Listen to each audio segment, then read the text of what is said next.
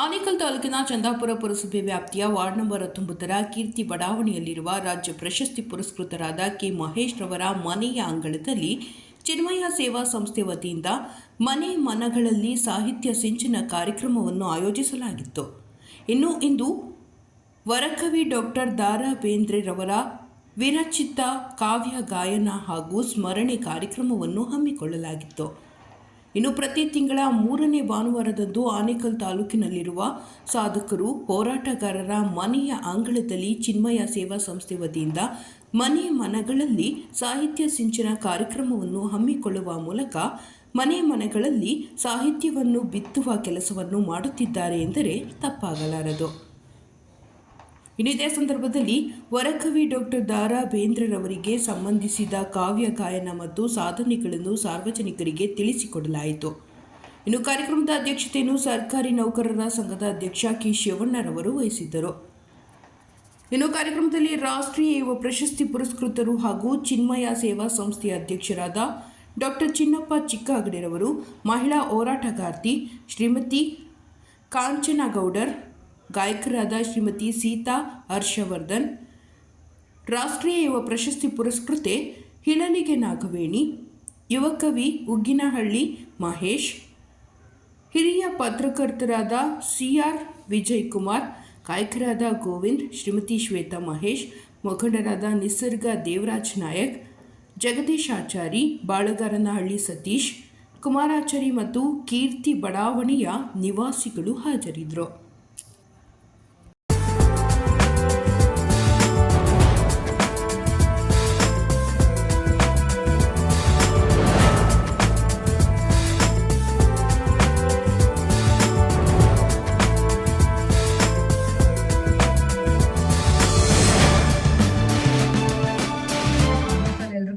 ಕನ್ನಡ ಬುಕ್ಗಳಲ್ಲಿ ನಮಗೆ ಪೋಯಮ್ಗಳೆಲ್ಲ ಇದ್ದೇ ಇರುತ್ತೆ ಪಠ್ಯದಲ್ಲಿ. ಒಂದು ಪದ್ಯ ಆ ಹುಡುಗಿ ಓದಿದ್ಮೇಲೆ ಅದು ಫಸ್ಟ್ ಪಲ್ಲವಿನಿ ಅಲ್ಲೇನಿತ್ತು ಅಂತಂದರೆ ತುಂಬ ಹುಡುಗಿಗೆ ಎಫೆಕ್ಟಿವ್ ಆಯಿತು. ಅಂಥ ಕನ್ನಡ ಗೊತ್ತಿಲ್ಲದೆ ಇರ್ತಕ್ಕಂಥದ್ರೂ ಕೂಡ ಆ ವಯಸ್ಸಲ್ಲಿ ಒಂದು ದಿನ ಆ ಪೂರ್ತಿ ಪೋಯಮ್ನ ಹುಡುಗಿ ಓದಿ ಬೈ ಹರ್ಟ್ ಮಾಡ್ಕೊಂಡಾಗ ಕನ್ನಡದ ಒಂದು ಆಳದಲ್ಲಿ ಏನೋ ಒಂದು ಶಕ್ತಿ ಇದೆ ಅನ್ನೋ ಒಂದು ಅನುಭವ ಬಂತು. ಆ ಪೋಯಮ್ ಯಾವುದು ಅಂತಂದರೆ ದ.ರಾ. ಬೇಂದ್ರೆ ಅವ್ರು ಬರೆದಿರೋದು. ಸೊ ಫಸ್ಟು ಅವ್ರು ಬರೆದಿರೋವಂಥ ಒಂದು ಪೋಯಮ್ ಅದು ಯಾವುದು ಅಂದರೆ ಸಜ್ಜು ಅಂತಂದರೆ ತಯಾರಿ. ರಂಗಕ್ಕೂ ಅಂತರಂಗಕ್ಕೂ ಅಂತರ, ತರಾವರಿ ತಯಾರಿಗಳ ಮಧ್ಯೆ ಬರೀ ಮುಖವಾಡ. ಸೊ ಈ ಥರ ಅದು ಆರಂಭ ಆಗುತ್ತೆ. ಆ 2 ಸೆಂಟೆನ್ಸ್ ಮಾತ್ರ ಎಷ್ಟೋ ಮೀನಿಂಗ್ನ ಕೊಡ್ತು. ಆ ಚಿಕ್ಕ ಹುಡುಗಿಗೆ ಅದಷ್ಟು ಪ್ರಭಾವ ಬೀರಿದಿದೆ ಅಂದರೆ ಆ ಭಾಷೆ ಎಷ್ಟು ಸರಳವಾಗಿದೆಯೋ ಅದರ ಅರ್ಥನೂ ಅಷ್ಟೇ ಅದೇನಾಗಿತ್ತು, ವ್ಯಾಲಿಡ್ ಆಗಿತ್ತು. ಅಂಥ ಒಂದು ಪೋಯಮ್ನ ನಾನು ಫಸ್ಟ್ ಓದಿದ್ದು ನಾನು. ಆವಾಗಲೇ ನನಗೆ ಏನಾಯಿತು ಅಂತಂದರೆ ಕನ್ನಡದ ಬಗ್ಗೆ ಒಂದು ಅಭಿಮಾನ ಹೋಗ್ತು. ಸೊ ಆಗ ನನಗೂ ಕೂಡ ಒಂದು ಚಿಕ್ಕ ಆಸೆ ಹೊಡ್ತು, ನಾನು ಕೂಡ ಯಾಕೆ ಬರಿಬಾರ್ದು ಈ ಥರ ಎಲ್ಲ ಅಂತ. 7th ಆಸೆ ಬಂತು, ಬರೆಯೋಕ್ಕೆ ಶುರು ಮಾಡಿದ್ದು ಡಿಗ್ರಿ ಆದಮೇಲೆ. ಈಗ ಆಲ್ರೆಡಿ ನಂದು ಕೂಡ ಕವನ ಸಂಕಲನಗಳು 2-3 ಹೊರಗಡೆ ಬಂದಿದೆ. ಅದಕ್ಕೆ ಸ್ಫೂರ್ತಿ ದ.ರಾ. ಬೇಂದ್ರೆ ಅವರಾಗಿದ್ದರು. ಸೊ ದ.ರಾ. ಬೇಂದ್ರೆ ಅವರು ಆ್ಯಕ್ಚುಲಿ ಕನ್ನಡ ಸಾಹಿತ್ಯದ ಒಂದು ತುಂಬ ಶ್ರೀಮಂತ ಕವಿ ಅಂತ ಹೇಳ್ಬೋದು. ಯಾಕಂತಂದರೆ ಮೂಲತಃ ದ.ರಾ. ಬೇಂದ್ರೆ ಅವರು ಮಹಾರಾಷ್ಟ್ರದಿಂದ ಬಂದಿರೋವಂಥವ್ರು, ಒಂದು ಬ್ರಾಹ್ಮಣ ಕುಟುಂಬದವರು. ಸಾನು ಅಂತ ಒಂದು ಬ್ರಾಹ್ಮಣ ಕುಟುಂಬ. ಅವರ ಒಂದು ತಲೆಮಾರಿನ ಒಂದು ಸಂತತಿ ನಮ್ಮ ಒಂದು ಕರ್ನಾಟಕಕ್ಕೆ ಒಬ್ಬರು ಈ ಶಿರಹಟ್ಟಿ, ಗದಗ ಜಿಲ್ಲೆ ಶಿರಹಟ್ಟಿ ಅಂತ ನೀವು ಕೇಳಿದಿರೋ ಇಲ್ವೋ ಗೊತ್ತಿಲ್ಲ, ಶಿರಹಟ್ಟಿ ಅವರು. ಅಲ್ಲಿಯ ಒಬ್ಬ ಜಮೀನ್ದಾರ್ ಅವ್ರು ಏನು ಮಾಡಿದ್ರು, ಮಹಾರಾಷ್ಟ್ರಕ್ಕೆ ಹೋದಾಗ ಅವರ ಒಬ್ಬ ತಲೆಮಾರವ್ರನ್ನ ಹೇಳ್ತಾರೆ, ನಮ್ಮ ಊರಲ್ಲೂ ಕೂಡ ಯಾರು ಬ್ರಾಹ್ಮಣ ಸಂತತಿ ಇಲ್ಲ, ನಿಮ್ಗೇನಾದರೂ ಇಷ್ಟ ಇದ್ದರೆ ನಮ್ಮಲ್ಲಿ ಬನ್ನಿ ಅಂತ. ಸೊ ಅವ್ರಿಗೆ ನಿಜವಾಗ್ಲೂ ಆ ಪರಿಸ್ಥಿತಿಯಲ್ಲಿ ಏನಿತ್ತು, ಬಂದು ಅಲ್ಲಿ ಶಿರಹಟ್ಟಿಗೆ ಬಂದರು. ಅಲ್ಲಿ ಆ ಒಂದು ಸಂತತಿ, ಅವರ ಒಂದು ಕುಟುಂಬ ಏನಾಯಿತು ಬಂತು. ಅದು 2-3 ತಲೆಮಾರ ಆದ ನಂತರ ಈ ಬೇಂದ್ರೆ ಅವರಲ್ಲಿ ಬರ್ತಾರೆ. ಸೊ ಅವರು ಹೆಚ್ಚು ಕಡಿಮೆ ಧಾರವಾಡ, ಗದಗ್, ಆ ಕಡೆ ಅಂಕೋಲಾ, ದಾಂಡೇಲಿ ಈ ಕಡೆಯಿಂದ ಬೆಳೆದು ಬಂದಂಥವ್ರು. ಅವ್ರದ್ದು ನನಗೆ ಆ್ಯಕ್ಚುಲಿ ದ.ರಾ. ಬೇಂದ್ರೆ ಅವ್ರ ಸ್ಫೂರ್ತಿ ಯಾಕೆ ಅಂತಂದರೆ, ನಮ್ಮ ಮಾವನವರು ಡಾಕ್ಟರ್ ಮೃತ್ಯುಂಜಯ ಹಿರೇಮಠ ಅಂತ ಧಾರವಾಡ ಯೂನಿವರ್ಸಿಟಿಯಲ್ಲಿ ಅವರಿದ್ದರು. So R.C. ಹಿರೇಮಠ ಅಂತ ಹೇಳಿ ನಮ್ಮ ಮಾವನವರು. ನಮ್ಮ ಚಿಕ್ಕಪ್ಪ ಮೃತ್ಯುಂಜಯ ಹಿರೇಮಠ ಅಂತ, ಅವರು ಅಸೋಸಿಯೇಷನ್ ಬೇಂದ್ರೆ ಅವ್ರ ಜೊತೆ ಇತ್ತು. ಒಂದು ಅವರು ನನಗೆ ಅವ್ರ ಎಕ್ಸ್ಪೀರಿಯನ್ಸ್ ಯಾವಾಗಲೂ ಹೇಳೋರು, ಆರ್ ಸಿ ಹಿರೇಮಠ ಅವರು. ನಮಸ್ಕಾರ ನಾವೆಲ್ಲರೂ ಹೇಳ್ತೀವಿ, ಅದ್ರ ಹಿಂದೆ ಒಂದು ಅರ್ಥ ಇದೆ, ಅದನ್ನ ಬೇಂದ್ರೆ ಅವರು ಎಕ್ಸ್ಪ್ಲೇನ್ ಮಾಡಿದ್ರು. ಬಹುಶಃ ಇವತ್ತು ಅವರಷ್ಟು ಎಫೆಕ್ಟಿವ್ ಆಗಿ ಹೇಳಕ್ಕಾಗುತ್ತೋ ಆಗಲ್ವೋ ನಮ್ಗೆ ಗೊತ್ತಿಲ್ಲ, ಆದರೆ ಪ್ರಯತ್ನ ಪಡ್ತೀನಿ. ಅವರ ಒಂದು ನಮ್ಮ ಒಂದು ಬಾಲ ಭಾಷೆಯಲ್ಲಿ, ಉತ್ತರ ಕರ್ನಾಟಕ ಭಾಷೆಯಲ್ಲಿ ಹೇಳಕ್ ಪ್ರಯತ್ನ ಪಡ್ತೀನಿ. ಸೊ ಮೈಕ್ ಬೇಡ ಅನ್ಕೋತೀನಿ, ಕೇಳಿಸುತ್ತಾ? ಓಕೆ. ನಮ್ಮ ಕನ್ನಡ ವ್ಯಾಕರಣದಲ್ಲಿ ವ್ಯಂಜನಗಳಿದೆ, ಹೌದಾ? ಹೌದವರು ತ ಥ ದ ದ ನ ಪ ಪ ಭ ಬ ಮ ತ ದ, ಹೌದಾ? ಸೊ ಈಗ ನಮಗೆ ನ ತ ಅಲ್ಲಿ ಅಂದ್ರೆ ತ ಪ, ಹೌದಾ? ಹೌದಾ ಇಲ್ವೋ? ಆಗುತ್ತೆ. ಹಾಗೆ ನ ಮ ಕೊನೆಯ ಅಕ್ಷರಗಳನ್ನ ನಾವು ನೋಡಿದ್ರೆ ನಮ ಅನ್ನೋದೇನಿದೆಯಲ್ಲ, ನಮಸ್ಕಾರ. ತಪ್ಪ ನಾವು ನಮ್ಮ ಎಷ್ಟು ಹೃದಯಪೂರ್ವಕವಾಗಿ ನಾವು ಅದನ್ನ ನಮಸ್ಕಾರ ಮಾಡ್ತೀವೋ ಆ ಒಂದು ಯಶಸ್ಸು ಅಷ್ಟು ನಮ್ಮ ತಪಸ್ಸಾಗಿ ಸಿಗುತ್ತೆ. ಅದು ಆ ತಪಸ್ಸಿನ ಆಳ ಎಷ್ಟಿರುತ್ತೋ ಅಷ್ಟು ನಮ್ಗೆ ಆಳ ಏನಾಗುತ್ತೆ, ಆ ಒಂದು ಜ್ಞಾನ ಸಿಗುತ್ತೆ, ಸಕ್ಸಸ್ ಸಿಗುತ್ತೆ ಅಂತ ಹೇಳಿ ದ.ರಾ. ಬೇಂದ್ರೆ ಅವರು ಹೇಳ್ತಾರೆ.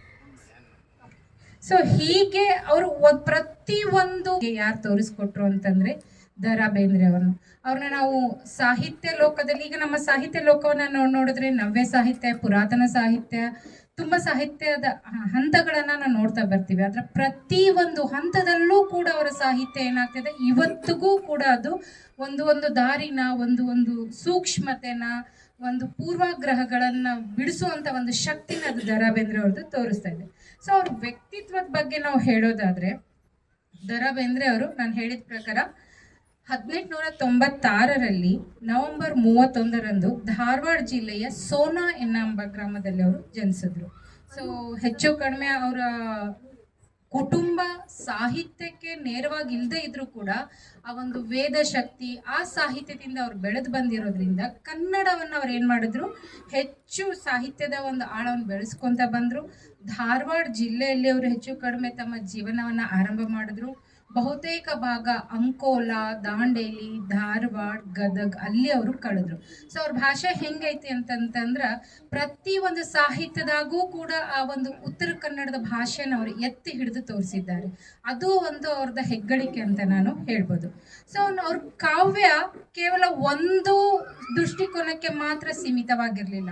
ಅವ್ರ ಕಾವ್ಯ ಯಾವಾಗಲೂ ತಾತ್ವಿಕತೆಗೆ ಹೆಚ್ಚು ಒತ್ತು ಕೊಟ್ಕೊಂಡು ಬಂತು, ಧಾರ್ಮಿಕತೆಗೆ ಹೆಚ್ಚು ಒತ್ತು ಕೊಟ್ಕೊಂಡು ಬಂತು. ಆಮೇಲೆ ಜೀವನದ ಪ್ರತಿ ಹಂತದಲ್ಲೂ ಕೂಡ ಹೇಗೆ ನೋವು ನಲಿವುಗಳನ್ನು ಕೂಡ ನಾವು ಅದನ್ನ ಅನುಭವಿಸ್ಬೇಕು ಅನ್ನೋದು ಕೂಡ ಅವರು ಕಾವ್ಯದಲ್ಲಿ ಹೇಳ್ತಾ ಬಂದ್ರು. ಬಹುಶಃ ನೀವೆಲ್ಲರೂ ಕೇಳಿದ್ದೀರ, ನೀ ಹಿಂಗ ನೋಡಬೇಡ ನನ್ನ. ಹೌದು, ಎಲ್ಲರೂ ಕೇಳಿರ್ತಕ್ಕಂಥ ಒಂದು ಮೇಡಮ್ ಹಾಡ್ತಾರೆ ಅಂತ ಹೇಳಿದ್ರು. ಸೊ ಆ ಪೋಯಮ್ ನಾವು ಯಾರು ಕೇಳಿದ್ರು ಕೂಡ ಎಲ್ಲರೂ ಕೂಡ ಅದ್ರ ಹಿಂದೆ ಒಂದು ಘಟನೆ ಇದೆ ಅವ್ರ ಜೀವನ. ಸೊ ದ.ರಾ. ಬೇಂದ್ರೆ ಅವರು ಪ್ರತಿಯೊಂದು ಅವ್ರ ಜೀವನದ ಘಟನೆಗಳನ್ನ ಒಂದು ಶಕ್ತಿಯಾಗಿ ತೋರಿಸ್ಕೊಂಡು ಬಂದಿರುವಂತ ಒಂದು ಇದನ್ನು ನಾವು ದ.ರಾ. ಬೇಂದ್ರೆ ಅವರಲ್ಲಿ ನೋಡ್ತೀವಿ. ಹೆಚ್ಚು ಕಡಿಮೆ ಅವರು ಹೇಳ್ತಾ ಬಂದ್ರೆ ಜೀವನದ ಸಂಕೀರ್ಣತೆಯನ್ನಾಗಿರ್ಬೋದು, ಅಥವಾ ಒಂದು ಉತ್ಸಾಹಗಳನ್ನಾಗಿರ್ಬೋದು, ಅಥವಾ ನಮ್ಮ ಅನುಭವಗಳನ್ನಾಗಿರ್ಬೋದು ಪದ್ಯದ ಮೂಲಕ ಅವರು ಹೇಳ್ಕೊಂಡ್ಬಂದರು. ಇವಾಗಲೂ ಕೂಡ ಅವ್ರು ಎಷ್ಟೋ ಒಂದು ಕವನಗಳನ್ನ ನಾವು ಏನ್ ಮಾಡ್ತಾ ಇದೀವಿ ಅಂದ್ರೆ ನಮ್ಮ ಅಧ್ಯಯನಕ್ಕೆ ಬಳಸ್ತಾ ಇದ್ದೀವಿ.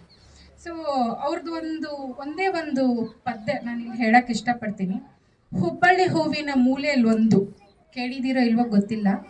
ಅವರು ಹೆಚ್ಚು ಕಡಿಮೆ ಇದು 3 ಅಥವಾ 4ನೇ ಪೋಯಮ್ ಅವ್ರು ಬರ್ದಿರುವಂಥದ್ದು. ಹುಬ್ಬಳ್ಳಿ ಹೂವಿನ ಮೇಲೊಂದು ಬೇಸಿಗೆ ಬೆಂಕಿಯಲ್ಲಿ ಬೆತ್ತಲಾಗಿತ್ತು. ಬಹುಶಃ ಯಾರಾದ್ರೂ ಏನಾದ್ರು ಹೇಳಕ್ ಬರ್ತಾರೆ ಇದ್ರ ಹಿಂದೆ ಅವ್ರು ಏನ್ ಹೇಳಕ್ ಪ್ರಯತ್ನ ಪಡ್ತಿದಾರಂತ ಯಾರಾದ್ರೂ ಹೇಳಕ್ ಇಷ್ಟಪಡ್ತೀರಾ? ಇದು ಬೇಂದ್ರೆ ಅವರ ಒಂದು ಜೀವನದ ಅನುಭವನೇ ಅವ್ರು ಹೇಳ್ತಾ ಇದ್ದಾರೆ. ಸೊ ಹುಬ್ಬಳ್ಳಿ ಹೂವಿನ ಮೂಲೆಯಲ್ಲೊಂದು ಬೇಸಿಗೆ ಬೆಂಕಿಯಲ್ಲಿ ಬೆತ್ತಲಾಗಿತ್ತು ಜೀವನ. ಅಂದ್ರೆ ಅವ್ರ ಜೀವನ ಯಾವತ್ತೂ ಸರಾಗವಾಗಿ, ಸುಖವಾಗಿ, ಆನಂದವಾಗಿ ಬರಲೇ ಇಲ್ಲ. ಕಷ್ಟಗಳ ಮೇಲೇನೆ ಬೆಳ್ಕೊಂಡು ಬಂತು. ಯಾಕಂತಂದ್ರೆ ನಾವು ನೋಡ್ತಾ ಬಂದ್ರೆ ಅವರ ತಾಯಿಗೆ 16 ಜನ ಮಕ್ಕಳಿದ್ರು. 16 ಜನದಲ್ಲಿ ಇವರೊಬ್ಬರೇ ಬದುಕೊಳ್ತಿದ್ರು. ಸೊ ಕೊನೆಗೆ ಅವರು ಇನ್ನೂ ಒಂದು ಕೊನೆ ತಮ್ಮ ಅವ್ರದ್ದು 2 ವರ್ಷದ ಮಗು ಅವ್ರ ಕಣ್ಮುಂದೆನೆ ಸಾಯ್ತಾ ಇರುತ್ತೆ. ಆದ್ರೆ ಅವ್ರಿಗೇನು ಮಾಡೋಕ್ಕಾಗದಿರೋಂಥ ಒಂದು ಪರಿಸ್ಥಿತಿನ ನಾವು ಅಲ್ಲಿ ನೋಡ್ತೀವಿ. ಇಂಥದ್ದೊಂದು ಈಗ ನೀ ಹಿಂಗ ನೋಡಬೇಡ ನನ್ನ ಅಂತ ಬಂದಾಗ ಇದು ಹೇಳ್ಬೇಕಾದಾಗ ಅವ್ರಿಗೆ ಅವ್ರ ಮಗನ್ ಕಳ್ಕೊಂಡಿದ್ರು. ಸೊ ಅವ್ರ ಹೆಂಡತಿಗೆ ಅವರು ಸಂತೈಸ್ತಕ್ಕಂಥದ್ದಾಗ ಅಂದರೆ ಪ್ರತಿಯೊಂದು ಅವ್ರ ಕವನ ಆಗಿರ್ಬೋದು, ಸಾಹಿತ್ಯ ಆಗಿರ್ಬೋದು, ಅವ್ರದ್ದು ಆ ಒಂದು ಹಿಂದೆ ಏನಿತ್ತು ಅಂತಂದರೆ ಒಂದು ನೋವು ಅಥವಾ ಅನುಭವ ಇತ್ತೇ ಇತ್ತು. ಆದರೆ ಅವರ ಒಂದು ಜೀವನವನ್ನು ನೋಡ್ತಾ ಬಂದಾಗ ಹೆಚ್ಚಾಗಿ ಅವರು ತುಂಬ ಕಷ್ಟಗಳನ್ನು ಅನುಭವಿಸಿ ಬಂದಾಗ ನೀರಿನ ಜಾಡವಿಲ್ಲದಂಥ ಒಂದು ಪರಿಸ್ಥಿತಿಯಲ್ಲೂ ಕೂಡ ಆ ಹೂವು ಅರಳಿ ತನ್ನ ಬಣ್ಣನ ಬಿಡಲಿಲ್ಲ. ಅಂದರೆ ಅಂಥ ಎಷ್ಟು ನೋವುಗಳಿದ್ರೂ ಕೂಡ ಅವರು ತನ್ನ ಬಣ್ಣವನ್ನು ಬಿಡಲಿಲ್ಲ. ಅಂದರೆ ಅವರಲ್ಲಿರ್ತಕ್ಕಂಥ ಒಂದು ಆ ನೋವು ನಲಿವನ್ನ ಈ ಸಾಹಿತ್ಯ ಜ್ಞಾನದ ಮೂಲಕ, ಈ ಪದಗಳ ಮೂಲಕ ಅವ್ರು ಏನು ಮಾಡಿದ್ರು ಅಂತಂದರೆ ಬೆಳಕಿಗೆ ತಂದರು. ಇವತ್ತು ದ.ರಾ ಬೇಂದ್ರೆ ಅವರ ಒಂದು ಸಾಹಿತ್ಯ ಕೇವಲ ಕರ್ನಾಟಕಕ್ಕೆ ಮಾತ್ರ ಸೀಮಿತವಾಗಿಲ್ಲ, ಇವನ್ ಅಂತಾರಾಷ್ಟ್ರೀಯ ಮಟ್ಟದಲ್ಲೂ ಕೂಡ ಅದೇನಾಗ್ತಾ ಇದೆ ಅಂತಂದರೆ ದಾರಿದೀಪವಾಗಿದೆ. ಅಮೇರಿಕದಲ್ಲಿರ್ತಕ್ಕಂಥ ಕನ್ನಡ ಸಂಘದವರು ಏನು ಮಾಡ್ತಿದ್ದಾರೆ ಅಂದರೆ ಇವಾಗ ಅವರ ಒಂದು ಸಂಘದ ಪ್ರತಿಯೊಂದು ಪ್ರೋಗ್ರಾಮ್ಗೂ ದ.ರಾ ಬೇಂದ್ರೆ ಅವರ ಒಂದು ಕವನ ಸಂಕಲನಗಳ ಹೆಸರುಗಳನ್ನಿಟ್ಟು ಅವರು ಸೆಲೆಬ್ರೇಟ್ ಮಾಡ್ತಾ ಇದ್ದಾರೆ. ರೀಸೆಂಟಾಗಿ ನೀವು ಬ್ಲಾಗ್ಗಳು ನೋಡಿದಿರೋ ಇಲ್ವೋ ಗೊತ್ತಿಲ್ಲ. ಉತ್ತರ ಧ್ರುವದಿ ದಕ್ಷಿಣ ಧ್ರುವಕ್ಕೂ ಚುಂಬಕ ಗಾಳಿಯು ಬೀಸುತ್ತಿದೆ. ಸೂರ್ಯನ ಬಿಂಬಕ್ಕೆ ಚಂದ್ರನ ಬಿಂಬವು ರಂಭಿಸಿ ನಗೆಯಲ್ಲಿ ಮೀಸುತ್ತಿದೆ. ಭೂರಂಗಕ್ಕೆ ಅಭಿಸಾರಕ್ಕೆ ಕರೆಯುತ್ತ ತಿಂಗಳು ತಿಂಗಳು ನವೆಯುತ್ತಿದೆ. ಭೂರಂಗಕ್ಕೆ ಅಭಿಸಾರಕ್ಕೆ ಕರೆಯುತ್ತ ತಿಂಗಳು ತಿಂಗಳು ನವೆಯುತ್ತಿದೆ. ತುಂಬುತ್ತ ತುಳುಕುತ್ತ ತೀರುತ್ತ ತನ್ನೊಳ್ಳು ತಾನೇ ಸವಿಯನು ಸವೆಯುತ್ತಿದೆ. ತಾನೇ ಸವಿಯನು ಸವೆಯುತ್ತಿದೆ. ಉತ್ತರ ಧ್ರುವದಿ ದಕ್ಷಿಣ ಧ್ರುವಕ್ಕೂ ಚುಂಬಕ ಗಾಳಿಯು ಬೀಸುತ್ತಿದೆ. ಭುವನ ಕುಸಿಮಿಸಿ ಪುಲಕಿಸಿ ಮರಳಿಸಿ ಕೋಟಿ ಕೋಟಿ ಸಲ ವಸಯಿಸಿತು. ಭುವನ ಕುಸುಮಿಸಿ ಪುಲಕಿಸಿ ಮರಳಿಸಿ ಕೋಟಿ ಕೋಟಿ ಸಲ ವಸಯಿಸಿತು. ಮಿತ್ರನ ಮೈತ್ರಿಯ ವಸಗೆ ಮಸಗಿದ ಮರುಕದ ದಾರೆಯ ಮಸಯಿಸಿತು. ಮರುಕದ ದಾರೆಯ ಮಸಯಿಸಿತು. ಉತ್ತರ ಧ್ರುವದಿ ದಕ್ಷಿಣ ಧ್ರುವಕ್ಕೂ ಚುಂಬಕ ಗಾಳಿಯು ಬೀಸುತ್ತಿದೆ. ಅಕ್ಷಿಣಿ ಮಿಲನ ಮಾಡದ ನಕ್ಷತ್ರದ ಗಣಗ ಗಗನದಿ ಹಾರಿದಿದೆ. ಅಕ್ಷಿಣ ಮಿಲನ ಮಾಡದ ನಕ್ಷತ್ರ ಜಿಲ್ಲಾ ಅಲ್ಲದೆ ರಾಜ್ಯ ಮಟ್ಟದಲ್ಲಿ ಕೂಡ ಬೇರೆ ಬೇರೆ ರೀತಿಯ ಕಾರ್ಯಕ್ರಮಗಳನ್ನು ನಾವು ರೂಪಿಸ್ಕೊಂಡು ಬಂದಿದ್ದೇವೆ. ತಾಲೂಕಿನಲ್ಲಿ ಬಹಳಷ್ಟು ರಾಜ್ಯ ಮಟ್ಟ ರಾಷ್ಟ್ರ ಮಟ್ಟದ ಕಾರ್ಯಕ್ರಮಗಳನ್ನು ಸರ್ಕಾರದ ಅನುದಾನದ ಇಲ್ಲದೆ ಆಯೋಜನೆ ಮಾಡಿರ್ತಕ್ಕಂಥ ಸಂಸ್ಥೆ ನಮ್ಮ. ಕೆಲವರು ಸರ್ಕಾರದ ಲಕ್ಷಾಂತರ ರೂಪಾಯಿ ತಗೊಂಡು ಕೂಡ ಕಾರ್ಯಕ್ರಮಗಳನ್ನು ರೂಪಿಸಲಿಕ್ಕೆ ನಾವು ಕಳೆದ ಒಂದು 4-5 ವರ್ಷಗಳಿಂದ ಕೆಲವೊಂದು ಕಾರ್ಯಕ್ರಮಗಳನ್ನು ಅಂದರೆ ವ್ಯವಸ್ಥಿತವಾಗಿ ಭಾರಿ ದೊಡ್ಡ ಪ್ರಮಾಣದಲ್ಲಿ ಮಾಡಲಿಕ್ಕೆ ಆಗದಿದ್ರು ಕೂಡ ಸಣ್ಣ ಸಣ್ಣದಾಗಿ ಮಾಡಿದೆ. ಹಿಂದೆ ಒಂದೇ ವೇದಿಕೆಯಲ್ಲಿ ಸುಮಾರು 10-15-20 ರಾಜ್ಯದ ಕಲಾವಿದರನ್ನು ಕರೆಸಿ ತಾಲೂಕಿನಲ್ಲಿ ಒಂದೇ ವೇದಿಕೆಯಲ್ಲಿ ಇಡೀ ದೇಶದ ಎಲ್ಲ ಕಲಾವಿದರನ್ನು ಒಗ್ಗೂಡಿಸಿ ಕಾರ್ಯಕ್ರಮಗಳನ್ನು ಒಂದು ಭಾವೈಕ್ಯತೆ ಮೂಡ್ತಕ್ಕಂಥ ರಾಷ್ಟ್ರೀಯ ಭಾವೈಕ್ಯತೆಗಳನ್ನು ಮತ್ತು ಈ ಥರದ ಕಾರ್ಯಕ್ರಮಗಳನ್ನು ನಾನು ಮಹೇಶ್ ಅವರು ಮಾಡ್ಕೊಂಡು ಬರ್ತಾ ಇದ್ದೀವಿ. ಆ ನಿಟ್ಟಿನಲ್ಲಿ ನಮ್ಮ ಮಹೇಶ್ ಅವರು ಇವತ್ತಿನ ಯಾಂತ್ರಿಕ ಯುಗದಲ್ಲಿ ಪ್ರತಿ ಯುವಜನರ ಕೈಯಲ್ಲಿ ಮೊಬೈಲ್ಗಳು ಮತ್ತು ಈ ದೂರದರ್ಶನಗಳು ಮತ್ತು ನಮ್ಮ ಯುವಕರು ಬೇರೆ ಬೇರೆ ರೀತಿಯ ಸಂಘಟನೆಗಳಲ್ಲಿ ತೊಡ್ಕೊಂಡು ನಮ್ಮ ಭಾರತದ ಮತ್ತು ನಮ್ಮ ಚರಿತ್ರೆಯ ಮತ್ತು ನಮ್ಮ ದೇಶದಲ್ಲಿ ಜ್ಞಾನಪೀಠ ಪ್ರಶಸ್ತಿ ಪುರಸ್ಕೃತರು ಮತ್ತು ಈ ದೇಶಕ್ಕಾಗಿ ಸಂವಿಧಾನಕ್ಕಾಗಿ ನಮ್ಮೆಲ್ಲ ಒಂದು ಮಾರ್ಗದರ್ಶಕರನ್ನು ಇವತ್ತಿನ ಯುವಜನ ಎಲ್ಲೋ ಒಂದು ಕಡೆ ಮರೀತಾ ಇದೆ. ಇವತ್ತು 29 ರಾಜ್ಯಗಳಲ್ಲಿ ಅತಿ ಹೆಚ್ಚು ಜ್ಞಾನಪೀಠ ಪ್ರಶಸ್ತಿಯನ್ನು ಪಡೆದಂಥವರು ನಮ್ಮ ಭಾರತದಲ್ಲಿ, ಅದರಲ್ಲಿ ವಿಶೇಷವಾಗಿ ಕರ್ನಾಟಕದಲ್ಲಿದ್ದಾರೆ. ಇವತ್ತು ನಾವು ಮೊದಲನೇ ಜ್ಞಾನಪೀಠ ಪ್ರಶಸ್ತಿ ಪುರಸ್ಕೃತರ ಒಂದು ಈ ಸಾಹಿತ್ಯ ಮನೆ ಸಾಹಿತ್ಯ ಕಾರ್ಯಕ್ರಮವನ್ನು ನಾವು ನಮ್ಮ ರಾಷ್ಟ್ರ ಪ್ರಶಸ್ತಿ ವಿಜೇತ ನಾಗವೇಣಿ ಅವ್ರ ಮನೆಯಲ್ಲಿ ಮಾಡಿದ್ದೀವಿ. ಇವತ್ತು 2ನೇ ಜ್ಞಾನಪೀಠ ಪ್ರಶಸ್ತಿ ಪುರಸ್ಕೃತರು. ಮತ್ತು ವಿಶೇಷ ಏನಪ್ಪ ಅಂತ ಹೇಳಿದ್ರೆ ದ.ರಾ ಬೇಂದ್ರೆ ಅವರು ದೇಶದಲ್ಲೇ ಜ್ಞಾನಪೀಠ ಪ್ರಶಸ್ತಿಯನ್ನು 10ನೇವರಾಗಿ ಪಡ್ಕೊತಾರೆ. ಅವ್ರು ಪಡ್ಕೊಂಡಾಗ ದಿಲ್ಲಿಯಲ್ಲಿ ಅವ್ರು 10ನೇವರಾಗಿ ಪಡ್ಕೊಂಡಾಗ ನಮ್ಮ ದೇಶದಲ್ಲಿ ನಮ್ಮ ರಾಜ್ಯದ ಪರವಾಗಿ 2ನೇವರಾಗಿರ್ತಾರೆ. ಇಂಥ ಮಹನೀಯರ ಬಗ್ಗೆ ಭಾಳಷ್ಟು ಇತ್ತೀಚಿನ ದಿನಗಳಲ್ಲಿ ಯುವಜನರಲ್ಲಿ ಸಾರ್ವಜನಿಕರಲ್ಲಿ ಇದನ್ನು ಮರೆಮಾಚತಕ್ಕಂಥ ಕೆಲಸಗಳು ಆಗ್ತಾ ಇದೆ. ಇವತ್ತು ನಮ್ಮ ಶಾಲಾ ನಮ್ಮ ಶಿಕ್ಷಕರಿದ್ದಾರೆ, ಶಾಲಾ ಪಠ್ಯ ಪುಸ್ತಕಗಳಲ್ಲಿ ಎಷ್ಟೇ ಇದ್ರೂ ಕೂಡ ಆ ಕೊಠಡಿಯಲ್ಲಿ ಇರ್ತಕ್ಕಂಥ ಒಂದು ಅರ್ಧ ಗಂಟೆ ಅಥವಾ 1 ಗಂಟೆ ಪಾಠ ಮಾಡ್ತಕ್ಕಂಥ ಸಂದರ್ಭದಲ್ಲಿ ನಮ್ಮ ವಿದ್ಯಾರ್ಥಿಗಳು ವಿದ್ಯಾರ್ಜನೆ ಮಾಡ್ತಕ್ಕಂಥ ಸಂದರ್ಭದಲ್ಲಿ ಮಾತ್ರ ಅದನ್ನು ಮನನ ಮಾಡಿ ಎಕ್ಸಾಮ್ ಆದ ತಕ್ಷಣ ಮರೀತಾರೆ. ಆದರೆ ಇವತ್ತು ಇಂಥ ಜ್ಞಾನಪೀಠ ಪ್ರಶಸ್ತಿ ಪುರಸ್ಕೃತಿರ್ಬೋದು, ಅಥವಾ ನಮ್ಮ ಇತಿಹಾಸಕಾರರಿರ್ಬೋದು, ಸಂವಿಧಾನಕಾರರಿರ್ಬೋದು, ಅಥವಾ ನಮ್ಮ ಈ ಹಿಂದೆ ನಾವೆಲ್ಲ ಈ ಮಟ್ಟಕ್ಕೆ ಬರೋದಕ್ಕೆ ಕಾರಣಕರ್ತರಾದಂಥ ಮಹನೀಯರನ್ನು ನೆನೀತಕ್ಕಂಥ ಕೆಲಸ ಕಾರ್ಯಗಳು ಇತ್ತೀಚಿನ ದಿನಗಳಲ್ಲಿ ಇಲ್ಲ. ಹಾಗಾಗಿ ನಮ್ಮ ಚಿನ್ಮಯ ಸೇವಾ ಸಂಸ್ಥೆ ಕಳೆದ ಹಲವಾರು ವರ್ಷಗಳಲ್ಲಿ ವಿಭಿನ್ನವಾದ ಆಡುಮುಟ್ಟದ ಸೊಪ್ಪಿಲ್ಲ, ನಾವು ಮಾಡ್ತಕ್ಕಂಥ ಕಾರ್ಯಕ್ರಮವಿಲ್ಲದ ಈ ರೀತಿಯಲ್ಲಿ ಮಾಡಿದ್ದೀವಿ. ನಾವು ಹೇಳ್ಕೋಬೋದೋ ಬೇಡ ಗೊತ್ತಿಲ್ಲ. ಆದರೆ ಇದನ್ನು ಯಾಕೆ ಹೇಳಬೇಕು ಅಂತ ಹೇಳಿದ್ರೆ, ನನಗೆ ರಾಷ್ಟ್ರ ಪ್ರಶಸ್ತಿ ಬಂದಾಗ ಎಂಥದ್ದು ಮಂಗಳೂರಲ್ಲಿ ಇಂಟ್ರೋಗೆ ಕರೀತಾರೆ ವಿಜಯ ಕರ್ನಾಟಕದಲ್ಲಿ. ನಾನು ಮಹೇಶ್ ಹೋಗಿರ್ತೀವಿ, ನಮ್ಮ ಕುಟುಂಬ ಎಲ್ಲ ಹೋಗಿರ್ತೀವಿ. ವಿಜಯ ಕರ್ನಾಟಕದಲ್ಲಿ ನನ್ನನ್ನು ಇಂಟ್ರ್ಯೂ ಮಾಡ್ತಾರೆ. ಏನಂತೇಳಿ, ನೀವು ಎಷ್ಟು ಕಾರ್ಯಕ್ರಮ ಮಾಡಿದಿರಿ, ಹೇಗೆ ಮಾಡಿದ್ದೀರಾ ಅಂಥೇಳಿ ಎಲ್ಲ ಮಾಡಿದಾಗ ನಾವು ಕಾಮನ್ನಾಗಿ ಏನೋ ಒಂದು ನಮಗೇನು ಪ್ರಶಸ್ತಿಗಾಗಿ ಕಾರ್ಯಕ್ರಮ ಮಾಡಿದವರಲ್ಲ, ನಾವು ನಿರಂತರವಾಗಿ ಬ್ಲಡ್ ಡೊನೇಷನ್ನು, ಐ ಕ್ಯಾಂಪು, ಈ ಥರದ ಸಾಮಾಜಿಕ ಕಾರ್ಯಕ್ರಮ ಮಾಡ್ತಾ ಇದ್ವಿ. ಕೆಲವು ಈ ಕಾರ್ಯಕ್ರಮಕ್ಕೆ ನಮ್ಮ ರಾಷ್ಟ್ರ ಪ್ರಶಸ್ತಿ ವಿಜೇತರು ನಾಗವೇಣಿಯವರು ಬರ್ತಾ ಇದ್ದಾರೆ. ಅವರು ವೇದಿಕೆ ಮೇಲೆ ಬರಲಿ ಅಂತೇಳಿ ನಾನು ಅವ್ರಿಗೆ ಸ್ವಾಗತವನ್ನು ಅದೇ ರೀತಿ ಕೋರ್ತಾ, ಮತ್ತು ಯಾಕೆ ಈ ಕಾರ್ಯಕ್ರಮ ಪ್ರಸ್ತುತ ಮತ್ತು ನಾವು ಯಾಕೆ ಮಾಧ್ಯಮ ಇತ್ತೊಂದು ದಾಖಲೆಗಳು ಇರ್ತವೆ ಅಂತ ಹೇಳಿದಾಗ, ನೀವು ಎಷ್ಟು ಕಾರ್ಯಕ್ರಮ ಮಾಡಿದ್ದೀರಾ ಅಂತ ಹೇಳಿ ಕೇಳಿದಾಗ, ಸರ್ ನಾವೊಂದು 50-60 ಕಾರ್ಯಕ್ರಮ ಮಾಡಿರ್ಬೋದು, ದಾಖಲೆ ಇಟ್ಟಿದ್ದೀರಾ? ಇಲ್ಲ. ಆಮೇಲೆ ಅವತ್ತು ಬೆಳಗ್ಗೆ ವಿಜಯ ಕರ್ನಾಟಕದಲ್ಲಿ ಕಲ್ಲಲ್ಲಿ ಅರಳಿದ ಹೂಗಳು ಅಂತೇಳಿ ಒಂದು ಅರ್ಧ ಪುಟ ಬರುತ್ತೆ. ಅರ್ಧ ಪುಟದಲ್ಲಿ 5 ಜನರ ಮಾತ್ರ ಫೋಟೋ ಬರುತ್ತೆ. ಅದರಲ್ಲಿ ನನ್ನ ಫೋಟೋ ಇರೋಲ್ಲ. ನಾನು ಕರ್ನಾಟಕದಲ್ಲಿ ಮೊಟ್ಟ ಮೊದಲನೇ ರಾಷ್ಟ್ರ ಪ್ರಶಸ್ತಿ ಆಗ್ತದೆ. ಈ ನಮ್ಮ ಮೇಡಮ್ ಅವರು ರಾಷ್ಟ್ರ ಪ್ರಶಸ್ತಿ ನಮ್ಮ ಆನೇಕಲ್ಲಲ್ಲಿ ಮೊದಲು ತಗೊಂಡಿದ್ರು, ಬಟ್ ಅವ್ರು ಆಂಧ್ರದಲ್ಲಿ ತಗೊಂಡಿದ್ರು. ಕರ್ನಾಟಕದಲ್ಲಿ ಆದಾಗ ಮೊಟ್ಟ ಮೊದಲನೇ ರಾಷ್ಟ್ರೀಯ ಯುವಜನೋತ್ಸವದಲ್ಲಿ ಮೊಟ್ಟ ಮೊದಲನೇ ರಾಷ್ಟ್ರೀಯ ಯುವಜನ ಪ್ರಶಸ್ತಿಗೆ ಭಾಜನರಾಗಿರೋನು ಏಕೈಕ ವ್ಯಕ್ತಿ. ನನ್ನ ಹೆಸರು ಬರಬೇಕಾಗಿತ್ತು, ನನ್ನ ಫೋಟೋ ಬರಬೇಕಾಗಿತ್ತು. ನನ್ನ ಹೆಸರು ಹಾಕಿದ್ರು, ಆದರೆ ಫೋಟೋ ಬರಿಲ್ಲ. ಕಾರಣ ಏನಪ್ಪ ಅಂತ ಹೇಳಿದ್ರೆ, ನಮ್ಮ ಅಲ್ಲಿ ಏನು ಮಾಡಿದ್ರು, ನಿಮ್ಮ ಆನೇಕಲ್ ತಾಲೂಕಿನ ನಮ್ಮ ಮಾಧ್ಯಮದವ್ರದ್ದು ಒಂದು ಫೋನ್ ನಂಬರ್ ಕೊಡಿ ಅಂತ.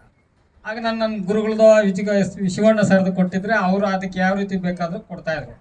ನಾನೇನು ಮಾಡಿದೆ, ನಮ್ಮ ಹಿರಿಯರು ರವಿಶಾಸ್ತ್ರಿ ಅಂತಿದ್ದಾರೆ, ಕನ್ನಡ ಪ್ರಭ ವರದಿಗಾರರು, ನಾನು ಅವರ ದೂರವಾಣಿಯ ಸಂಖ್ಯೆಯನ್ನು ಕೊಟ್ಟೆ. ಅಲ್ಲೇನೆ ಅವರು ಫೋನ್ ಮಾಡಿದಾಗ ಹೇಳ್ತಾರೆ ನಮ್ಮ ಬಗ್ಗೆ. ಭಾಳ ಅವ್ರಿಗೆ ಖುಷಿಯಲ್ಲಿ ಹೇಳ್ಬೇಕಾದ್ರೆ, ಅವರು ಆ ಥರ ಕಾರ್ಯಕ್ರಮ ಮಾಡಿದರು, ಬೇರೆ ಬೇರೆ ಕಾರ್ಯಕ್ರಮ ಮಾಡಿದರು, ರಾಜ್ಯ ಮಟ್ಟ ರಾಷ್ಟ್ರ ಮಟ್ಟ ಕಾರ್ಯಕ್ರಮ ಮಾಡ್ತಾರೆ.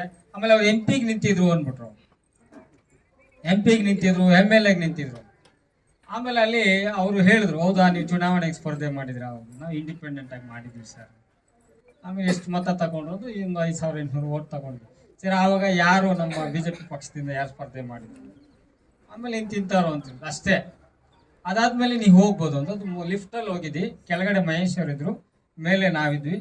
ಅದಾದ್ಮೇಲೆ ಬೆಳಗ್ಗೆ ನಾ ಏನು ಮಾಡಿದೆ, ನಾವು ಓದೋರೆಲ್ಲ ಒಂದು ಟಿ ಕಾರ್ಗಳೆಲ್ಲ ಹೋಗಿದ್ವಿ. ನನಗೆ 7 ದಿನ ಯುವಜನೋತ್ಸವದಲ್ಲಿ ಪಾಲ್ಗೊಳ್ಳೋದಕ್ಕೆ ಎಲ್ಲ ವ್ಯವಸ್ಥೆ ಸರ್ಕಾರ ಮಾಡಿತ್ತು. ನಾವೇನು ಮಾಡಿದ್ವಿ, ಪ್ರಶಸ್ತಿ ತಗೊಂಡು 2 ದಿನಕ್ಕೆ ರಿಟರ್ನ್ ಆದಾಗ ಈ ಮಹೇಶ್ ಅವರು ಮಿಸಸ್ಸು ಕೇಳ್ತಾರೆ, ಯಾಕೆ ಶ್ವೇತಾ ಅವರು ಯಾಕೆ ರಿಟರ್ನ್ ಬಂದ್ಬಿಟ್ರಿ ಅಂತ.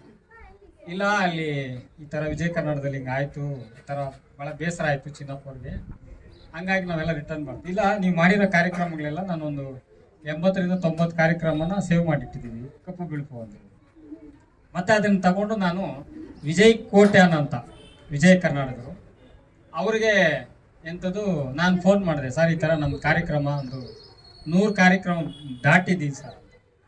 ಮತ್ತು ಇಲ್ಲೆಲ್ಲ ಬಂದಿರತಕ್ಕಂಥವ್ರೆಲ್ಲ 40-50, ನೀವು 100 ದಾಟಿದರೆ ನೀವು ಎಷ್ಟು ತಗೊಂಬನ್ನಿ ಅದು. ಸರ್ ನಾನು ಬಂದುಬಿಟ್ಟೆ ಸರ್. ಮತ್ತಿರ್ಗ ಇಲ್ಲಿಂದ ಒಂದು ಅಂಬಾಸಿಡರ್ ಕಾರ್ ಮಾಡ್ಕೊಂಡು ನೈಟಲ್ಲಿ ಮಲ್ಕೊಂಡು ಇದೆಲ್ಲ ತೊಗೊಂಡು ನಾನು ಹೋದೆ. ಅದಾದಮೇಲೆ ಕಾಕತಾಳೀಯವಂತೆ ನಮ್ಮ ಬೆಂಗಳೂರಲ್ಲಿ ಒಂದು ದೊಡ್ಡ ಗಲಾಟೆ ಆಗುತ್ತೆ. ಪೊಲೀಸರು ಮತ್ತು ಪತ್ರಕರ್ತರಿಗೆ ಭಾರಿ ದೊಡ್ಡ ಗಲಾಟೆ ಆಗುತ್ತೆ ಬೆಂಗಳೂರಲ್ಲಿ. ಆವತ್ತಿನ ಬೆಳಿಗ್ಗೆ ವಿಜಯ ಕರ್ನಾಟಕ ತಿರುಗಿಸಿ 2ನೇ ಪುಟ ನೋಡಿದ್ರೆ ಅದರಲ್ಲಿ ಚಂದಾಪುರದ ಚಿನ್ನ ಅಂತೇಳಿ, ರಕ್ತ ಸಂಬಂಧ ಬೇರೆಯುವ ಚಂದಾಪುರದ ಚಿನ್ನ ಅಂತೇಳಿ ಅರ್ಧ ಪುಟ ಬರೀತಾರೆ. ಯಾಕೆ ಈ ವಿಚಾರವನ್ನು ಹೇಳ್ತೀನಿ ಅಂತ ಹೇಳಿದ್ರೆ, ನಾವು ಕೆಲವು ಮಾಹಿತಿಗಳನ್ನು ಕೆಲವೊಂದನ್ನು ನಾವು ಇಟ್ಟಿಲ್ಲ ಅಂತ ಹೇಳಿದ್ರೆ, ಎಲ್ಲೋ ಒಂದು ಕಡೆ ನಾವು ಎಷ್ಟೇ ಸಾಧನೆ ಮಾಡಿದ್ರು ಏನು ಮಾಡಿದ್ರು ಕೂಡ ಅದು ಶೂನ್ಯ ಆಗ್ತದೆ. ಯಾಕೆ ನಂದೇ ಕತೆ ಹೇಳಿದೆ ಅಂದರೆ, ಈ ರೀತಿಯಾಗಿ ಇವತ್ತು ಜ್ಞಾನಪೀಠ ಪ್ರಶಸ್ತಿ ಪುರಸ್ಕೃತರು 9 ಜನ ಇದ್ರೂ ಕೂಡ ಕರ್ನಾಟಕದಲ್ಲಿ 7 ಜನ ಇದ್ರು 8 ಜನ ಇದ್ರೂ ಕೂಡ ಯಾಕೆ ಈಗ ನೋಡಿ ನಮ್ಮ ಸಂಖ್ಯೆನೂ ಕೂಡ ಎಲ್ಲೋ ಒಂದು ಕಡೆ ಹೇಳೋಕೆ ಯಾಕೆ ಅಂತ ಹೇಳಿದ್ರೆ ಇತ್ತೀಚಿನ ದಿನಗಳಲ್ಲಿ ನಾವೆಲ್ಲ ಕೂಡ ಮರೀತಾ ಇದ್ದೀವಿ. ಆ ನಿಟ್ಟಿನಲ್ಲಿ ನಮ್ಮ ಚಿನ್ಮಯ ಸೇವಾ ಸಂಸ್ಥೆಯು ಪ್ರತಿ ತಿಂಗಳು ಈ ರೀತಿಯಾಗಿ ಒಂದು 5 ಜನ ಇರಲಿ 10 ಜನ ಇರಲಿ ನಮ್ಮ ಸಾಹಿತ್ಯ ಅಕ್ಷರಸ್ಥನ್ನು ಕೂಡಿಕೊಂಡು ಇವತ್ತು ನಾವಿಲ್ಲಿ ಒಂದು 50 ಜನ ಇದ್ರೂ ಕೂಡ ನಮ್ಮ ಬಳ್ಳೂರು ಬಾಬು ಅವರು, ನಾಗೇಶ್ ಅವರು, ಸೋಮಶೇಖರ್ ಇವರು ಇದನ್ನು ಲಕ್ಷಾಂತರ ಜನಕ್ಕೆ ಕೊಂಡೊಯ್ಯತಕ್ಕಂಥ ಕೆಲಸವನ್ನು ಮಾಡ್ತಾರೆ. ಯಾಕೆ ಅಂತ ಹೇಳಿದ್ರೆ ಇವತ್ತಿನ ಯಾಂತ್ರಿಕ ಯುಗದಲ್ಲಿ ನಾವೆಲ್ಲರೂ ಪ್ರಕೃತಿಯಲ್ಲಿ, ನಾನು ಭಾಳ ಕಡೆ ಭಾಷಣ ಮಾಡೋ ಹೇಳ್ತಾ ಇರ್ತೀನಿ, ಈ ಪ್ರಕೃತಿಯಲ್ಲಿ ನಾವೆಲ್ಲರೂ ಕೂಡ ಭಿಕ್ಷುಕರು ಅಂತ. ನಮ್ಮ ಜನನವೇ ಭಿಕ್ಷೆ. ತಂದೆ ತಾಯಿಯಿಂದ ನಾವು ಕಂಡುಡುಕಿ ಕನಸು ತೇಲಿ ಬರುತ್ತಾವ ಹುಡುಕಿ, ಕನಸು ತೇಲಿ ಬರುತ್ತಾವ ಹುಡುಕಿ, ನೀ ಹೊರಟಿದ್ದೀಗ ಎಲ್ಲಿಗೆ, ನೀ ಹೊರಟಿದ್ದೀಗ ಎಲ್ಲಿಗೆ, ಗಮ ಗಮ ಗಮಡಸವ ಮಲ್ಲಿಗೆ, ನೀ ಹೊರಟಿದ್ದೀಗ ಎಲ್ಲಿಗೆ, ನೀ ಹೊರಟಿದ್ದೀಗ ಎಲ್ಲಿಗೆ, ಚಿಕ್ಕಿ ತೋರಿಸ್ತಾವ ಚಚಿ ಬೆರಳ, ಚಂದ್ರಮ ಕನ್ನಡಿ ಹರಳ, ಚಿಕ್ಕಿ ತೋರಿಸ್ತಾವ ಚಚಿ ಬೆರಳ, ಚಂದ್ರಮ ಕನ್ನಡಿ ಹರಳ, ಮನಸೋತು ಆಯಿತು ಮರಳ, ನೀ ಹೊರಟಿದ್ದೀಗ ಎಲ್ಲಿಗೆ, ನೀ ಹೊರಟಿದ್ದೀಗ ಎಲ್ಲಿಗೆ, ಗಮ ಗಮ ಗಮ್ಮಡಿಸ್ತಾವ ಮಲ್ಲಿಗೆ, ನೀ ಹೊರಟಿದ್ದೀಗ ಎಲ್ಲಿಗೆ, ನೀ ಹೊರಟಿದ್ದೀಗ ಎಲ್ಲಿಗೆ, ನೆರಳಲ್ಲಾಡುತ್ತವ ಮರದ ಬುಡಕ, ಕೇರಿ ಕೇರಿ ನೋಗುತ್ತವ ದಡಕ, ನೆರಳಲ್ಲಾಡುತ್ತವ ಮರದ ಬುಡಕ, ಕೇರಿ ಕೇರಿ ನೋಗುತ್ತವ ದಡಕ, ಹಿಂಗ ಬಿಟ್ಟು ಇಲ್ಲಿ ನನ್ನ ನಡಕ, ಹಿಂಗ ಬಿಟ್ಟು ಇಲ್ಲಿ ನನ್ನ ನಡಕ, ನೀ ಹೊರಟಿದ್ದೀಗ ಎಲ್ಲಿಗೆ, ನೀ ಹೊರಟಿದ್ದೀಗ ಎಲ್ಲಿಗೆ, ಗಮ್ಮ ಗಮ್ಮ ಗಮ್ಮಡಸ್ತವ ಮಲ್ಲಿಗೆ, ನೀ ಹೊರಟಿದ್ದೀಗ ಎಲ್ಲಿಗೆ, ನೀ ಹೊರಟಿದ್ದೀಗ ಎಲ್ಲಿಗೆ, ಮಾಯಿರೇ ಶ್ರಾವಣ ಶ್ರಾವಣ ಶ್ರಾವಣ ಬಂತು ಕಾಡಿಗೆ, ಬಂತು ನಾಡಿಗೆ, ಬಂತು ಬೀಡಿಗೆ, ಬಂತು ಶ್ರಾವಣ, ಬಂತು ಶ್ರಾವಣ, ಕಡಲಿಗೆ ಬಂತು ಶ್ರಾವಣ, ಕುಣಿದಂಗ ರಾವಣ, ಕುಣದಾವ ಗಾಳಿ ಭೈರವನ ರೂಪ ತಾಳಿ, ಶ್ರಾವಣ ಬಂತು ಕಾಡಿಗೆ, ಬಂತು ನಾಡಿಗೆ, ಬಂತು ಬೀಡಿಗೆ, ಬಂತು ಶ್ರಾವಣ, ಬಂತು ಶ್ರಾವಣ, ಶ್ರಾವಣ ಬಂತು ಕಟ್ಟಕ್ಕ ರಾಜ ಕಟ್ಟಕ್ಕ ಬಾನ ಮಟ್ಟಕ್ಕ, ಯಾರಾವೋ ಮುಗಿಲೋ ರವಿ ಕಾಣೆ ಹಾಡೆ ಆಗಲೋ, ಏರ್ಯಾವೋ ಮುಗಿಲೋ ರವಿ ಕಾಣೆ ಹಾಡೆ ಆಗಲೋ, ಬೆಟ್ಟ ತೊಟ್ಟಾವ ಕುತಿನಿಯ ಅಂಗಿ, ಹಸಿರು ನೋಡು ತಂಗಿ, ಹೊರಟಾವಲ್ಲೋ ಜಂಗಿ, ಜಾತ್ರಿಗೇನೋ ನೆರೆದಾದ ಇಲ್ಲಿ ತಾನೋ, ಜಾತ್ರೆಗೇನೋ ನೆರೆದಾದ ಇಲ್ಲೇ ತಾನೋ, ಅದು ಮಿತಿಗೊಳಿಸಬಾರ್ದು. ಆಗ ಸಾಹಿತ್ಯ ಅಂತಕ್ಕಂಥ ಅರಿವು ನದಿ ಆಗಬೇಕು ಅಂತಕ್ಕಂಥದ್ದೇ ನನ್ನ ಉದ್ದೇಶ ಆಗಿರ್ತದೆ. ಈ ನಿಟ್ಟಿನಲ್ಲಿ ಬೇಂದ್ರೆ ಬಗ್ಗೆ ಮಾತಾಡುವುದು ನನಗೆ ಬಹಳ ಇಷ್ಟವಾದಂಥ ಕವಿಗಳಲ್ಲಿ ಹೊರಕವಿ ಬೇಂದ್ರೆ. ಬೇಂದ್ರೆ ಯಾಕಪ್ಪ ಅಷ್ಟು ಇಷ್ಟ ಆಗ್ತಾರೆ ಅಂದ್ರೆ, ನಿಷ್ಕಲ್ಮಶವಾದಂಥ ಬರಹಗಾರ, ತೋಚಿದ ತಟ್ಟಂತ ಗೀಚು ಬಿಡುವಂತ ವ್ಯಕ್ತಿತ್ವ, ಯಾವುದು ಫಿಲ್ಟರ್ ಇಲ್ಲ, ವಿತೌಟ್ ಫಿಲ್ಟರ್, ಬಟ್ ಆದ್ರೆ ಬಹಳ ಬಟ್ಟಿ ಇರ್ತಕ್ಕಂಥ ಗಟ್ಟಿತನದ ಸಾಹಿತ್ಯ, ಅಷ್ಟು ಇದಾಗಿತ್ತು. ಅದಕ್ಕೆ ಪತ್ರಕರ್ತರು ಒಂದು ಪ್ರಶ್ನೆ ಕೇಳ್ತಾರೆ ಬೇಂದ್ರೆ ಅವ್ರನ್ನ, ಬೇಂದ್ರೆ ಸರ್ ನಿಮ್ಮ ಕವಿತೆ ಇಷ್ಟು ಚಲೋ ಐತಲ್ರಿ, ಆ ಚಲೋ ಇದಕ್ಕೆ ಹೆಂಗ್ ಸಾಧ್ಯ ಆಯ್ತ್ರಿ ಅಂತ ಆ ಧಾರವಾಡ ಭಾಷೆಯಲ್ಲಿ ಕೇಳ್ತಾರೆ. ಅದಕ್ಕೆ ಅವ್ರು ಹೇಳ್ತಾರೆ, ಏ ತಮ್ಮ ಕವಿತೆ ಚಲೋ ಅಲ್ಲೋ ತಮ್ಮ, ಕವಿತೆ ಬರೆಯೋದಕ್ಕೆ ಕನ್ನಡ ಪದಗಳು ಚಲೋ ಐತೆ. ಎಷ್ಟು ಅದ್ಭುತವಾಗಿ ಹೇಳ್ತಾರೆ ಅಂದ್ರೆ, ಕವಿತೆಯನ್ನ ಬರೆದ ಕನ್ನಡ ಪದಗಳು ಚೆನ್ನಾಗಿದೆ ಅಂತ ಅಂದ್ರೆ ಅವರ ಕವಿತೆಗಳಲ್ಲಿ ರಿದಮ್ ಬರುತ್ತೆ. ಮಿಣ ಮಿಣ ಮಿಣ ಮಿಂಚುತ್ತಿತ್ತ ಮೂಡುತ್ತಿತ್ತ ಮುಳುಗುತ್ತಿತ್ತ ಮಿಣ ಮಿಣ ಮಿಣ ಮಿಂಚುತ್ತಿತ್ತ ಮೂಡುತ್ತಿತ್ತ ಮುಳುಗುತ್ತಿತ್ತ ಮುಳುಗುತ್ತಿತ್ತ ತೊಳಗುತ್ತಿತ್ತ ನೆಲ ಜಲ ಬೆಳಗುತ್ತಿತ್ತ ನಾರಿ ನಿನ್ನ ಮಾರಿ ಮ್ಯಾಗ ಕಣ್ಣಿನಾಗ ಬಣ್ಣದ ನೋಟ ತಕ ತಕ ಕುಣಿದಾಡುತ್ತಿತ್ತ ಕಣ್ಣಿನಾಗ ಬಣ್ಣದ ನೋಟ ತಕ ತಕ ಕುಣಿದಾಡುತ್ತಿತ್ತ ಕುಣಿತಿತ್ತ ಬಣಿತಿತ್ತ ಒನಪಿನಲೆ ಹೊನದಾಡುತ್ತಿತ್ತ ನಾರಿ ನಿನ್ನ ಮಾರಿ ಮ್ಯಾಗ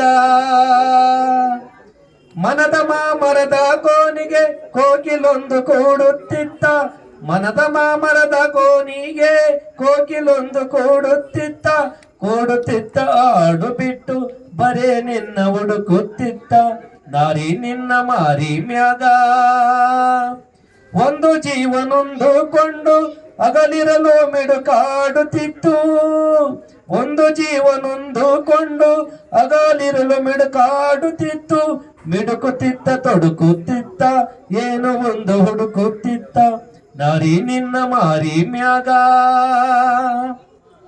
ಕಣ್ಣೀರಿನ ಮಳೆಯ ಕೂಡ ತನ್ನ ದುಃಖ ತೋಡುತ್ತಿತ್ತ ಕಣ್ಣೀರಿನ ಮಳೆಯ ಕೂಡ ತನ್ನ ದುಃಖ ತೋಡುತ್ತಿತ್ತ ತೋಡುತ್ತಿತ್ತ ಬೇಡುತ್ತಿತ್ತ ದೊರಕದ್ದಕ್ಕ ಬಾಡುತ್ತಿತ್ತ ನಾರಿ ನಿನ್ನ ಮಾರಿ ಮ್ಯಾಗ ನಗಿ ನವಿಲು ಹಾಡುತ್ತಿತ್ತ ಹಾಡುತ್ತಿತ್ತ ಬಾಡುತ್ತಿತ್ತ ಮುಗಿಲ ಕಡೆಗೆ ನೋಡುತ್ತಿತ್ತ ನಾರಿ ನಿನ್ನ ಮಾರಿ ಮ್ಯಾಗ ನೋಡಿ ಮಂದನಗಿ ಹಂಗ ಬೀರಿ ಮುಂದ ಮುಂದ ಮುಂದ ಹೋದ ಹಿಂದ ನೋಡದ ಗೆಳತಿ ಹಿಂದ ನೋಡದ ಮುಂದ ಮುಂದ ಮುಂದ ಹೋದ ಹಿಂದ ನೋಡದ ಗೆಳತಿ ಹಿಂದ ನೋಡದ ಹಿಂದ ನೋಡದ ಗೆಳತಿ ಹಿಂದ ನೋಡದ ಗಾಳಿ ಹೆಚ್ಚಿ ಹಿಡಿದ ಸುಗಂಧ ಅತ್ತ ಹೋಗುವಂದ ಗಾಳಿ ಹೆಚ್ಚಿ ಹಿಡಿದ ಸುಗಂಧ ಅತ್ತ ಹೋಗುವಂದ ಹೋತ ಮನಸ್ಸು ಅವನ ಹಿಂದ ನೋಡದ ಗೆಳತಿ ಹಿಂದ ನೋಡದ ಹೋತ ಮನಸ್ಸು ಅವನ ಹಿಂದ ನೋಡದ ಗೆಳತಿ ಹಿಂದ ನೋಡದ ಹಿಂದ ನೋಡದ ಗೆಳತಿ ಹಿಂದ ನೋಡದ. ಕಾರ್ಯಕ್ರಮಗಳು ಇನ್ನಷ್ಟು ಹೆಚ್ಚಲಿ. ಇದರಿಂದಾಗಿ ಒಂದು ಸಾಹಿತ್ಯದ ಬಗ್ಗೆ ಒಂದು ಪ್ರೀತಿಯನ್ನ ಬೆಳೆಸಂಥದ್ದು ಇಂತಹ ಕಾರ್ಯಕ್ರಮದಿಂದ ಮಾತ್ರ ಸಾಧ್ಯ. ನಮ್ಮ ನಾಡು ನುಡಿ ಬಗ್ಗೆ ಜನರಲ್ಲಿ ಜಾಗೃತಿ ಮೂಡಿಸೋದಕ್ಕೆ ಎಷ್ಟೋ ಜನ ಅವ್ರು ಹೇಳಿದ್ದು ಒಂದು ನನ್ನ ಜ್ಞಾಪಕ ಬಂತು. ದೊಡ್ಡ ಕನ್ನಡ ಮತ್ತು ಸಂಸ್ಕೃತಿ ಇಲಾಖೆಯಿಂದ ಒಂದು ಕಾರ್ಯಕ್ರಮ ಮಾಡಿದರು ದಾಸನಪುರದಲ್ಲಿ. ಕನ್ನಡ ಮತ್ತು ಸಂಸ್ಕೃತಿ ಇಲಾಖೆ ಸ್ಪಾನ್ಸರ್ ಮಾಡಿದೆ, 5 ಜನನೂ ಇಲ್ಲ, ಅವರು ದುಡ್ಡು ಮಾತ್ರ ತಗೊಂಡ್ರು. ಆ ಥರ ಕಾರ್ಯಕ್ರಮಗಳಿಂದ ಏನೂ ಹಣ ಖರ್ಚಿಲ್ಲದೆ ಸರ್ಕಾರದಿಂದ ಅನುದಾನ ಪಡೆದಿದೆ. ಇಂಥ ಒಂದು ಸಾಹಿತ್ಯದ ಒಂದು ಪ್ರೀತಿಯನ್ನು ಬೆಳೆಸ್ತಕ್ಕಂಥ, ಜನರಲ್ಲಿ ಸಾಹಿತ್ಯದ ಬಗ್ಗೆ ಅಭಿಮಾನ ಬೆಳೆಸ್ತಕ್ಕಂಥ ಕಾರ್ಯಕ್ರಮ ನಿಜಕ್ಕೂ ಶ್ಲಾಘನೀಯ. ಇಂಥ ಕಾರ್ಯಕ್ರಮಗಳು ನಿಮ್ಮೆಲ್ಲ ಕಾರ್ಯಕ್ರಮಗಳ ಜೊತೆ ಇದೊಂದು ಕಾರ್ಯಕ್ರಮ ನಿರಂತರವಾಗಿ ನಡೀಲಿ ಅಂತ ನಾನಾದರೂ ಆಶಿಸ್ತೀನಿ. ಮತ್ತು ಬೇಂದ್ರೆಯವರ ಬಗ್ಗೆ ನಾವೆಲ್ಲ ನೋಡಿದೊಳಗಡೆ ಕುವೆಂಪು ಮತ್ತು ಬೇಂದ್ರೆಯವರು, ಕುವೆಂಪು ಅತ್ಯಂತ ಅವ್ರ ಮೊದಲಿಂದನೂ ಶ್ರೀಮಂತವಾಗಿದ್ದಂಥವ್ರು. ಕುವೆಂಪು ಒಳ್ಳೆ ಅವ್ರ ಮನೆ ನೋಡಿದ್ರೆ ಗೊತ್ತಾಗುತ್ತೆ, ಕುವೆಂಪು ಅವರು ಅರಮನೆ ಇದ್ದಾಗಿತ್ತು. ಆದರೆ ಬೇಂದ್ರೆಯವರು ಬಡತನದಲ್ಲಿ ಬಂದಂಥವ್ರು. ಅವರ ಅನುಭವಗಳೇ ಕಾವ್ಯವಾಗಿದ್ದಾವೆ. ನಾನು ಬಡವ ಇವು ಬಡವಿ ಅಂತ ಈಗ ಹೇಳಿದ್ರೆ ಮಹೇಶ್ ಹೇಳಿದ್ರಲ್ಲ, ಹಾಗೆ ಅವ್ರು ಏನೇ ಅನುಭವಿಸಿದ್ರು ಅದನ್ನೇ ಕಾವ್ಯವಾಗಿ ಮಾಡಿದ್ರು. ಹಾಗಾಗಿ ಯಾವುದು ಉತ್ಪ್ರೇಕ್ಷೆ ಇಲ್ಲ ಅವರ ಕಾವ್ಯದಲ್ಲಿ, ಉತ್ಪ್ರೇಕ್ಷೆ ಇಲ್ಲ. ತಮ್ಮ ಜೀವನದ ಅನುಭವವನ್ನು ತಾವು ನೋಡಿದ್ದನ್ನು ಕಟ್ಟಿಕೊಟ್ಟಿದ್ದಾರೆ. ಹಾಗಾಗಿ ಬೇಂದ್ರೆಯವರು ಬೇಂದ್ರೆ ಆಗ್ತಾರೆ ಅಂತ ಹೇಳ್ತಾ ಇದ್ರು. ಅವರ ಅನುಭವಗಳು ಅಷ್ಟೊಂದು ಕಷ್ಟಪಟ್ಟು HSV ಅವ್ರದ್ದು ಒಂದು ಮಾತಿದೆ, ಒಂದು ಪದ ಹೇಳ್ತಾರಲ್ಲ, ಕಾದು ಇದಾದರೆ ಮಾತ್ರ ಅಂತ. HSV ಅವರು ಕೂಡ ಅದನ್ನು ಒಂದು ಬೆಳೆಸಿದ್ದಾರೆ. ಇರಬೇಕು ಇರುವಂತೆ ತೊರೆದು ಸಾವಿರ ಚಿಂತೆ ಅನ್ನೋ ಮಾತನ್ನ HSV ಅವರು ಹೇಳಿದ್ದಾರೆ. ಅವರು ಕೂಡ ಹಲವಾರು ಕಷ್ಟಗಳ ನಡುವೆನೂ ಕೂಡ ಒಳ್ಳೆಯ ಸಾಹಿತ್ಯ ರಚನೆ ಮಾಡಿದಂಥವ್ರು. HSV ಅವರು ನಮಗೆಲ್ಲ ಒಂದು ರೀತಿ ಸ್ಫೂರ್ತಿಯಾಗಿದ್ದಾರೆ, ಯಾಕೆಂದರೆ ಅವರು ಒಡನಾಟದಲ್ಲಿದ್ದೀರಿ. ಹಾಗಾಗಿ ಒಳ್ಳೆ ಕಾರ್ಯಕ್ರಮಗಳನ್ನ ರೂಪಿಸ್ತಾ ಬಂದಿದ್ರಿ. ಮುಂದಿನ ಕಾರ್ಯಕ್ರಮಗಳಾದಾಗ ಒಂದು ಪಟ್ಟಿ ಮಹೇಶ್ ಮಹೇಶ್ ಯಾರ್ಯಾರು ಬಂದಿರೋ ಅಂತ ಒಂದು ಪಟ್ಟಿ ಮಾಡ್ಕೊಳ್ಳಿ. ಇಲ್ಲಿ ಬಂದವ್ರದ್ದು ಬರ್ಕೊಂಡ್ರೆ ಯಾರ್ಯಾರು ಸಾಹಿತ್ಯದ ಆಸಕ್ತಿ ಇರ್ತದೆ ಅನ್ನೋರು ಒಂದು ದೊಡ್ಡ ಪಟ್ಟಿ ಆಗುತ್ತೆ. ಯಾವ ಇದಾರೋ ಒಂದು ಫೋನು ಮತ್ತು ಒಂದು ಇದು ಮಾಡ್ಕೊಳ್ಳೋದು ಡಾಕ್ಯುಮೆಂಟೇಶನ್ ಅನ್ನೋದಕ್ಕಿಂತ ಯಾರ್ಯಾರಿಗೆ ಇದರಲ್ಲಿ ಇಂಟ್ರೆಸ್ಟ್ ಇದೆ ಅನ್ನೋಂಥದ್ದು ಆಗುತ್ತೆ. ಎಲ್ಲರೂ ಮತ್ತೊಂದು ಕರೆದಾಗ ಕರಿಬೋದು. ನಾವೀಗೆಲ್ಲ ಬೇರೆ ಬೇರೆ ಕಾರ್ಯಕ್ರಮಗಳಾಗ ಎಲ್ಲರದು ಒಂದು ಬಂದಂಥವ್ರ ಹೆಸರು ಒಂದು ಫೋನ್ ನಂಬರ್ ಇಟ್ಕೊಂಡಿರ್ತೀವಿ. ಸಾಹಿತ್ಯ ಆದ ತಕ್ಷಣ ಅವ್ರಿಗೆ ಕರಿತೀರಿ ಇಂಥ ಕಾರ್ಯಕ್ರಮದಲ್ಲಿ. ಯಾಕೆಂದ್ರೆ ಯಾರಿಗೆ ಅಭಿರುಚಿ ಇದೆ ಅವ್ರಿಗೆ ಮತ್ತೆ ರುಚಿ ಹಚ್ಬೇಕು. ಇದು ಇನ್ನೂ ಇದು ಬರ್ಬೇಕಪ್ಪ ಅನ್ನೋ ಒಂದು ಪ್ರೀತಿಯನ್ನು ಬೀಳುವಂಥ ಕಾರ್ಯಕ್ರಮ ಆಗಬೇಕು. ಒಳ್ಳೇದಾಗಲಿ. ಇಂಥ ಕಾರ್ಯಕ್ರಮಗಳು ಮತ್ತಷ್ಟು ನಡೀಲಿ ಅಂತ ಮತ್ತೊಮ್ಮೆ ತಮ್ಮ ಒಂದು ಮನದ ಕಾವ್ಯದ ಪ್ರೀತಿಯನ್ನು ನಡೆಸ್ತಕ್ಕಂಥ ಕಾರ್ಯಕ್ರಮ ಯಶಸ್ವಿಯಾಗಿ ಅಂತ ಆರಿಸಿ ನನ್ನ ಮಾತು ಮುಗಿಸ್ತಾ ಇದ್ದೀನಿ. ನೀ ಹಿಂಗ ನೋಡಿದರ ನನ್ನ ತಿರುಗಿ ನಾ ಹ್ಯಾಂಗ ನೋಡಲಿ ನಿನ್ನ, ನೀ ಹಿಂಗ ನೋಡಬೇಡ ನನ್ನ, ನೀ ಹಿಂಗ ನೋಡಿದರ ನನ್ನ ತಿರುಗಿ ನಾ ಹ್ಯಾಂಗ ನೋಡಲಿ ನಿನ್ನ. ದಾರಿಲಿ ನೆನೆದೆ ಕೈ ಹಿಡಿದೆ ನೀನು ಕಣ್ಣಾಗಲಿಂತ ನಾ ತಿಳಿದು ಬಿಡುವಲ್ಲಿ ಇನ್ನೂನು ಬೂದಿ ಮುಚ್ಚಿದ ಕೆಂಡ ಇದಂತಹದೆಳೆದು. ಬಾರೋ ಬಾರೋ ಸಾಧನ ಕೇರಿಗೆ ಮರಳಿ ನಿಮ್ಮಿ ಊರಿಗೆ, ಮಳೆಯು ಎಳೆಯುವ ತೇರಿಗೆ ಹಸಿರು ಏರಿದೆ ಏರಿಗೆ, ಹಸಿರು ಚಾಚಿದೆ ದಾರಿಗೆ ಹಸಿರು ಸೇರಿದೆ ಊರಿಗೆ.